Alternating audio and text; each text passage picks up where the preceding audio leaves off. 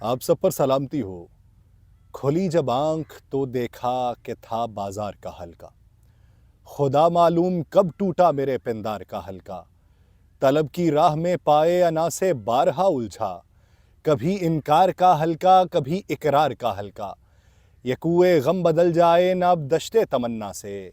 जनू अंगेज है जिंदा की हर दीवार का हल्का। हर एक महफिल में जाना, हर किसी से बात कर लेना। गवारा कर नहीं सकता मेरे मायार का हल्का।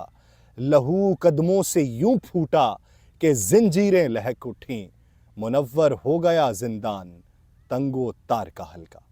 नाज़रीन, मैं हूँ यासिर रशीद और आप मेरा व्लॉग देख रहे हैं। नाज़रीन, एक दफ़ा मुल्ला नसीरुद्दीन ने ऐलान किया कि मेरे पास जो जानवर है उसके अंदर कुछ रूहानी खसूसियात हैं, जिसकी वजह से उसकी कीमत 1 लाख अशरफियाँ हैं। बात उड़ते उड़ते बादशाह के कानों तक पहुंच गई। उसने मुल्ला को जानवर समेत बुलाया। मुल्ला दरबार में हाजिर हुआ तो बादशाह ने जानवर की खुसूसियात और कीमत के बारे में दरियाफ्त किया। मुल्ला ने जवाबन कहा कि इस जानवर की ये खासियत है कि इस पर जो भी बैठता है उसको मक्का और मदीना नजर आते हैं, इसलिए इसकी कीमत 1 लाख अशरफियाँ हैं। बादशाह ने अपने एक वजीर से कहा कि जानवर के ऊपर बैठकर मुल्ला के दावे की तस्दीक या तरदीद करे। जब वजीर जानवर के ऊपर बैठने लगा तो मुल्ला ने कहा कि हुजूर, अगर इस जानवर पर कोई गुनाहगार आदमी बैठे तो उसको कुछ नज़र नहीं आता, ये सिर्फ नेक लोगों को नज़र आता है। चारों नाचार वजीर को जानवर पे बैठना पड़ा, क्योंकि बादशाह का हुक्म था। अब जब वो जानवर के ऊपर बैठा तो ना मक्का दिखाई दिया ना मदीना दिखाई दिया। उसने सोचा कि अगर बताता हूं कि ना मक्का नजर आया है और ना मदीना तो सब मुझे गुनहगार समझेंगे। तो उसने अपने जहन में बराए मसलहत जोर जोर से चिल्लाया कि वो रहा मक्का और वो मदीना सब साफ दिखाई दे रहा है। वजीर को देख के बादशाह को भी मक्का मदीना देखने का शौक हुआ। झट से जानवर पर सवार हुआ, लेकिन वहां कुछ नहीं था।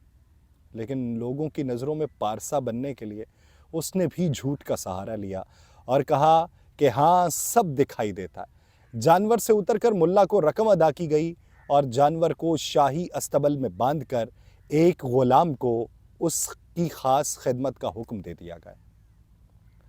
हमारे वतन अजीज़ में भी कुछ सालों के बाद इलेक्शन में यही होता दिखाई देता है। बहुत से हल्के मुल्ला नसीरुद्दीन की तरह किसी एक पार्टी या उसके लीडर को जादुई खसूसियात का हामिल बता के अवाम को बेच डालते हैं कि यही वो आखिरी हल है जो पाकिस्तान और उसकी आवाम के तमाम तर मसाइल का हल होगा।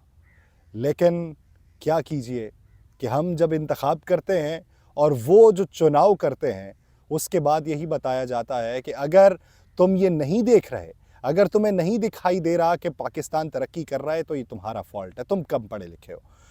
पाकिस्तान की मौजूदा सूरत हाल देखें तो साइफर केस में खान साहब की ज़मानत की दरख्वास्त पे रियासत और वजारत दाखिला को नोटिस जारी कर दिया गया है। सुप्रीम कोर्ट के जस्टिस तारिक मसूद की सरबराही में जस्टिस याहिया अफरीदी और जस्टिस आयशा मलिक पर मुश्तमिल 3 रुकनी बेंच ने चेयरमैन पाकिस्तान तहरीक इंसाफ की साइफर केस में दरख्वास्त ज़मानत पर समाअत की, जिस सिलसिले में इमरान खान की तरफ से वकील सलमान सफ्दर पेश हुए और उन्होंने फर्स्ट इन्वेस्टिगेशन रिपोर्ट जो है वो अदालत में पढ़ के सुनाई। जस्टिस तारिक ने सवाल किया कि ये मामला कब का है। उस पर सलमान सफ्दर साहब ने कहा कि मामला 2022 का है। इस पर जस्टिस तारिक मसूद ने कहा कि साइफर का मुकदमा दर्ज होने में पूरा साल ही लगा दिया गया। कुछ दफात के अंदर सज़ा 2 साल है, कुछ में सज़ाए मौत है और उसके साथ उम्र कैद है। जस्टिस तारिक ने FIA तफ्तीशी ऑफिसर के बगैर नोटिस पेश होने पे बरहमी का इजहार कर दिया कि आपको किसने बुलाया, क्योंकि किसी ने समन नहीं भेजा था और समन भेजे जाने के बगैर ही FIA के इन्वेस्टिगेशन ऑफिसर जो हैं वो अदालत के अंदर जाके पेश हो गए। तो मुअज़्ज़िज़ जज ने कहा कि पीछे जाके बैठ जाएं। सलमान सफदर ने इंक्वायरी रिपोर्ट और मुकदमे में चेयरमैन पाकिस्तान तहरीक इंसाफ पे लगे इल्ज़ामात पढ़ के सुनाए और कहा कि इल्ज़ाम लगाया गया है कि चेयरमैन PTI ने आज़म खान को साइफर को गलत रंग देने का कहा। इल्ज़ाम यह भी लगाया गया कि चेयरमैन पाकिस्तान तहरीक इंसाफ ने बिलवास्ता या बिलावास्ता रियासत को नुकसान पहुंचाया। जस्टिस तारिक मसूद साहब ने पूछा कि शरीक मुल्ज़िमान के किरदार का क्या तयन हुआ है। उस पर वकील सफाई ने जवाब दिया कि असद उमर को छोड़ दिया गया और आज़म खान को मुल्ज़िम से इस्तगासा का गवाह बना दिया गया। जस्टिस याहिया अफरीदी ने पूछा کہ پہلے کیس پہ کہا گیا کہ اعظم خان ملزم ہے، انکوائری میں کہا گیا تھا کہ شریک ملزمان کا کردار تفتیش کے اندر طے کیا جائے گا، حتمی تفتیشی رپورٹ میں اعظم خان سے متعلق تفتیشی آفیسر نے کیا کہا؟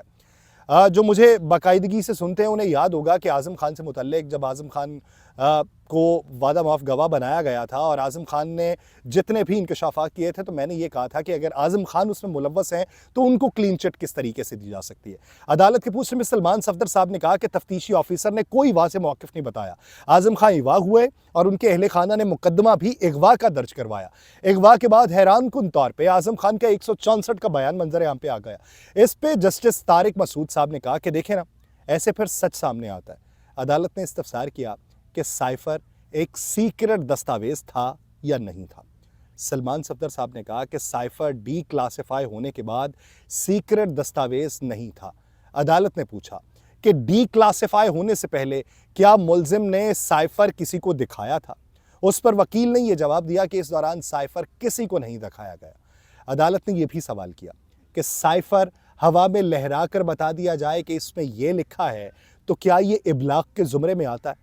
انہوں نے یہ بھی کہا کہ ابھی اہم الزامات کا ہم ٹرائل نہیں کر رہے، الزامات کیا ہیں صرف یہ دیکھ رہے ہیں۔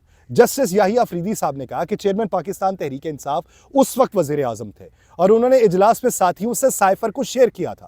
اگر وہ سائفر کے اوپر سازش کر رہے تھے تو اس اجلاس کو کیوں ریکارڈ کیا گیا؟ انہوں نے اور بھی منطق پیش کی۔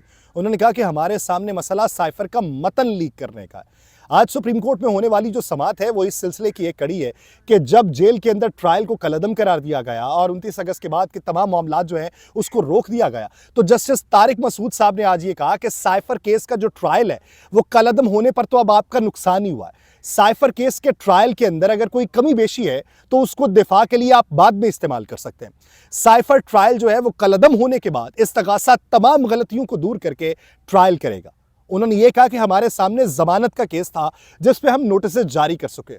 صحافی بعد میں یہ کہیں گے کہ جج صاحب کا موڈ ٹھیک نہیں تھا تو ضمانت نہیں دی، جبکہ آج ہی نوٹس بھی ہو سکتے۔ تو آج کی اس پوری کارروائی کے بعد عدالت نے سائفر کیس میں ریاست اور وزارت داخلہ کو نوٹس جاری کرتے ہوئے سماعت کو غیر معینہ مدت تک کے لیے ملتوی کر دیا۔ دوسری جانب امریکہ بہادر کا بھی ایک بیان سامنے آیا۔ انہوں نے یہ کہا کہ جس دن سائفر کو ہوا میں لہرایا گیا تھا تو خبر یہ رپورٹ ہوئی ہے کہ اس کے اگلے دن ہی ادھر سے ایک پیغام آیا تھا، وزارت خارجہ کے ایک آفیسر کو ایک میسج کیا گیا تھا اور واٹس ایپ کے اوپر یہ پوچھا گیا تھا کہ یہ جو ہوا میں لہرایا گیا ہے ہمیں بھی بتائیے کہ اس کے اندر ہے کیا جو ہمارے نام سے منسوب کیا جا رہا ہے۔ اب وہاں پہ خان صاحب غلط بیانی سے یا کام لے گئے یا خان صاحب نے اسے پولیٹیکل ٹیکٹکس کے طور پہ استعمال کیا جو اب ان کے گلے کی ہڈی بن چکا ہے، لیکن اگر انہوں نے اسے سیاسی امور کے لیے استعمال کیا تو پھر سائفر کی کوئی حقیقت نہیں ہے، اور اگر سائفر کی حقیقت ہے تو پھر جو اس سے پہلے ایک کمیٹی کے اندر اس کا فیصلہ ہو چکا ہے تو اس کے مندرجات کیا ہوں گے۔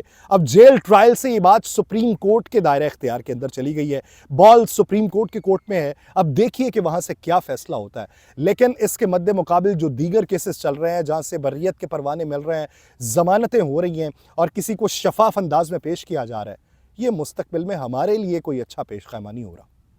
ہم نے کیا نکالنا ہے، ہم کو کیا کرنا ہے، یہ ہمیں سوچنا ہے، اور سوچنے کے لیے 8 فروری تک کا وقت موجود ہے۔ مجھے دیجیے اجازت، اللہ نگہبان۔